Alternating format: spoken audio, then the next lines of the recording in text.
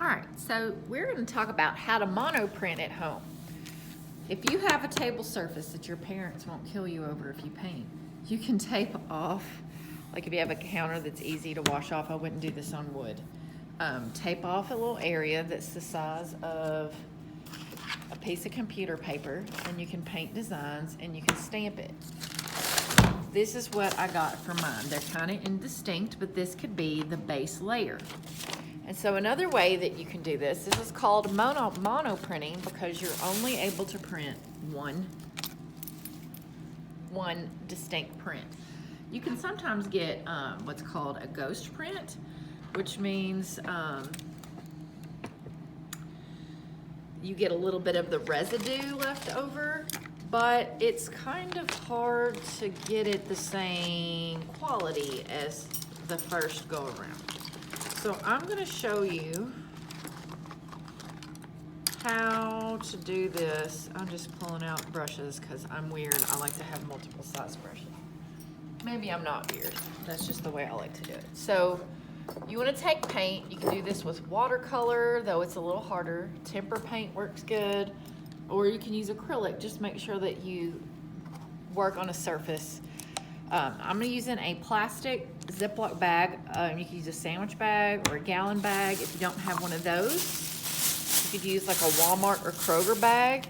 It works the same way. The idea is that you're going to apply paint. You can make a design. You have to work fairly quickly. You can make a design. Whoops. I always make 3 times thousands more of a mess than students do. I'm gonna make a design. Maybe I'm making it kind of like, I don't know, just random lines. I'm not trying to make anything in particular. I don't think that this paint is usable. So it looks like we're using blue and pink. And then I can take my paper, and it could already have something on it. I'm gonna lay it on top of my plastic bag. And when I peel it off, it makes a print. I can let that dry, and I can keep layering it. I can take little scraps of paper. Take little scraps of paper. I can take little cutouts like this. Like, what if I lay this little cutout here? A sponge brush, whoops. A sponge brush would maybe be better for this because I'm moving this around way too much.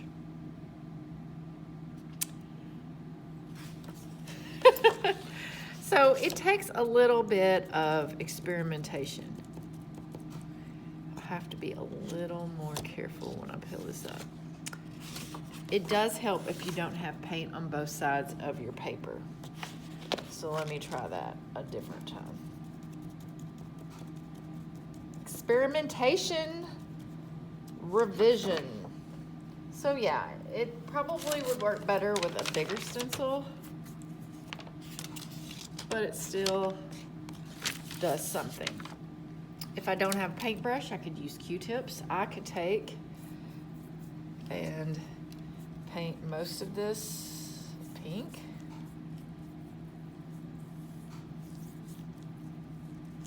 I could paint the lower part blue. And maybe I go in with the back of my paintbrush. I'm gonna show you something though. You have to be careful with you using words, because when I print this, let's see, will it come out the right direction? It says, "Hi, Emily."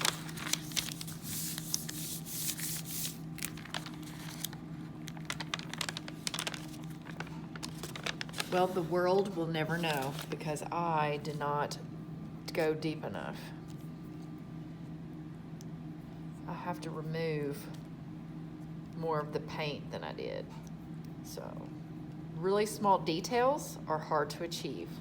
That is what I demonstrated. So let's see what the high comes out as. This will be better. And then I peel it up. Oh, what happened? My high is backwards. So when you're printmaking, anytime you use letters, I knew that was gonna happen, by the way. When you were using any kind of words, you have to go backwards. So I would have to put the I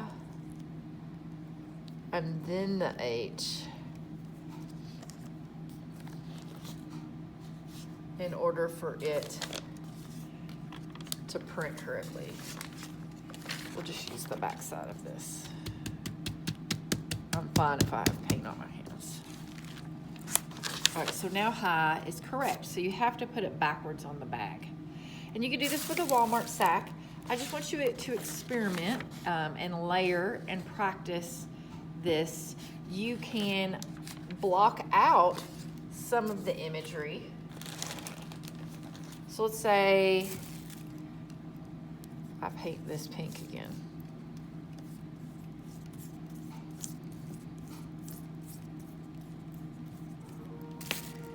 And I tear little strips. Where the strips are, it will not print. We'll take this rubric, the back of this rubric,